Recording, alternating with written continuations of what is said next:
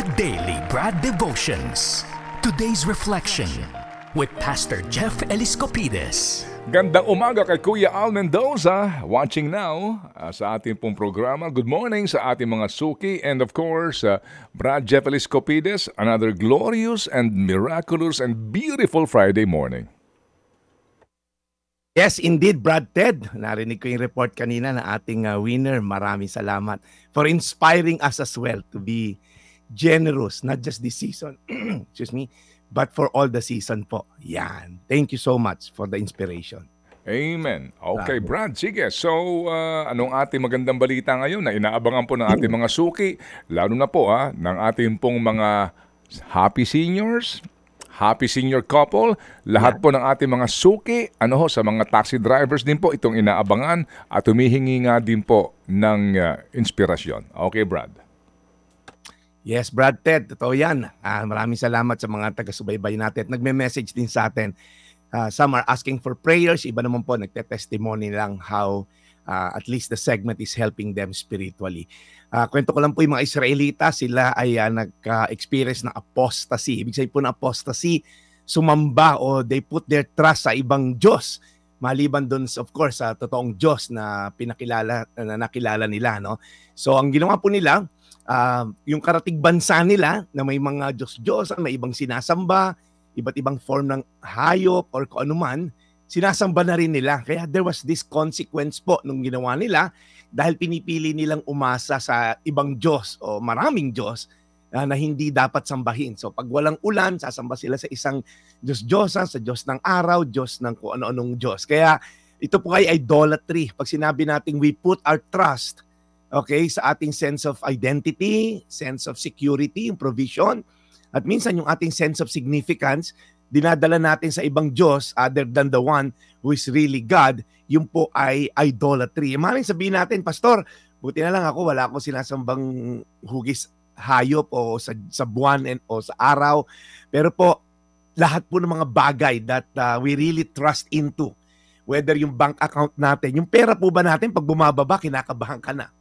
Pagka ba hindi natuloy yung negosyo, gagawa ka ng paraan kahit illegal at immoral para makamkamo lang yung ma-close mo yung deal. That's idolatry po. Maaaring sabihin mo, wala naman Diyos doon .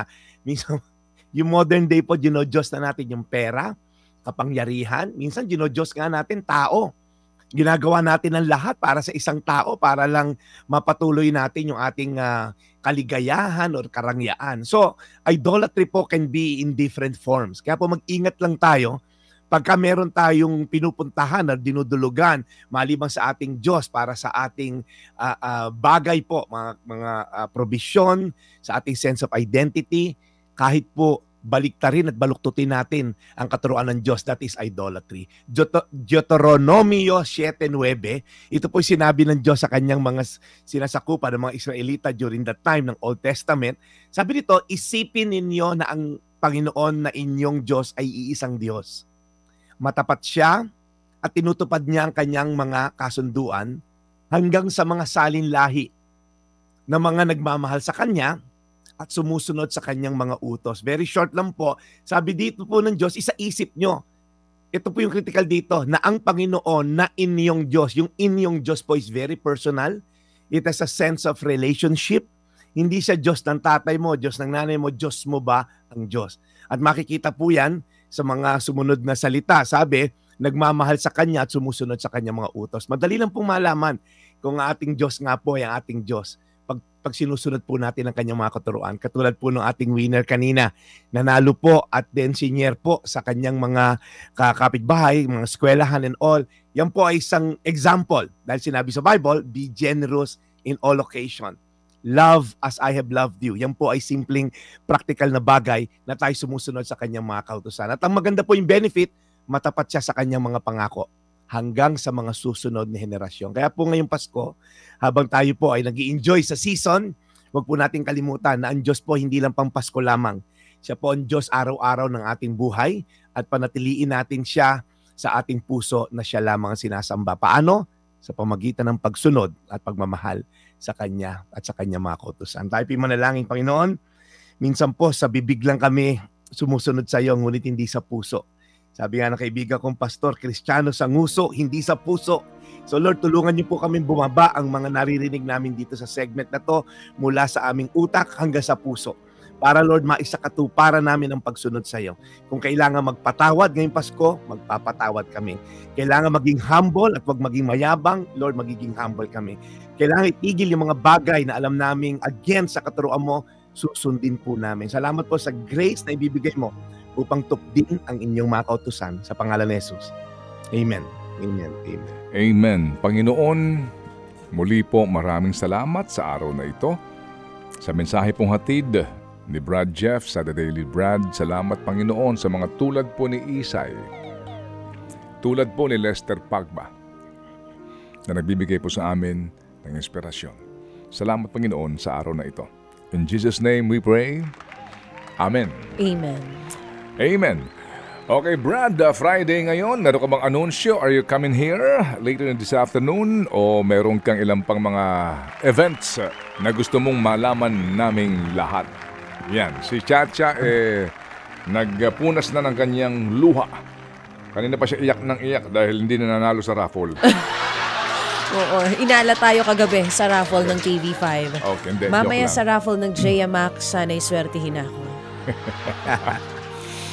Okay. So Brad, go Brad, ahead. Yeah.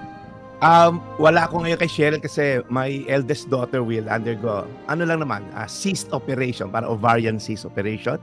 Nasa Medical City kami mamaya, morning yung operation niya. So we will, ipag-pray nyo na lang din dyan. Yeah. So Amen. it's, sasalinan pa ng dugo because of low hemoglobin. So keep her in your prayers, si baby Janine ko.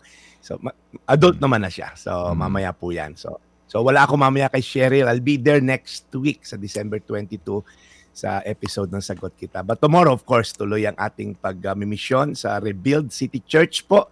Alas 4 po ng hapon yan ting Sabado sa Facebook at YouTube, Rebuild City Church. Brad Ted?